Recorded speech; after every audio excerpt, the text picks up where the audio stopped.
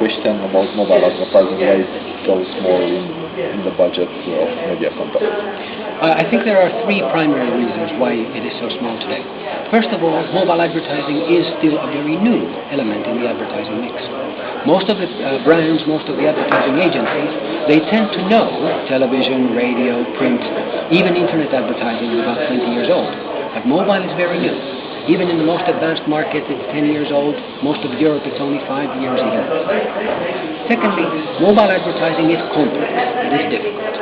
There are issues in terms of very many different handsets that you have to support, very many different technologies. Do we do this on SMS? Do we do this on WAP? Do we do this on GPRS? How do we do this on different networks, on CDMA, on GSM? All these kind of things, plus all the operators. So then you have to make sure that the advertising reaches everyone, then it has to be on every network, and each network has different kind of rules and times and what they want me to show and so on. So it is a complex issue, and then partly because of the people are cautious and moving carefully. But thirdly, I also like to think that it is a question that when we start from zero, automatically, early on, it is small. The growth rate is strong. Mobile advertising grew last year, even where overall advertising dollars were shrinking. Mobile advertising grew very strong. But it is still very small proportionately. I think there are there's good news coming from Japan, from South Korea, from the leading markets. Japan is becoming this year, 2009, the first country where mobile advertising will exceed $1 billion in total value. So it is becoming very relevant, real.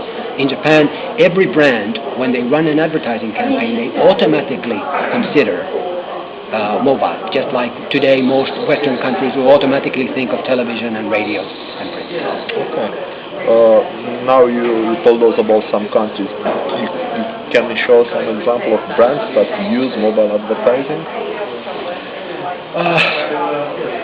Lots of, essentially almost all major brands do, but they do them in different countries in different ways. So if we start from, let's say, South Korea. So South Korea, Gillette had a big campaign to launch their new razor.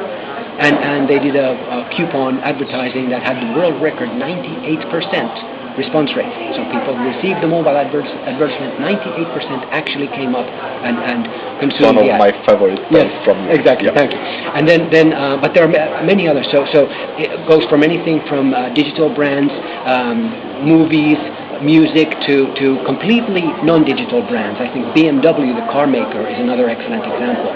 In Germany, they sold winter tires through a picture messaging MMS campaign.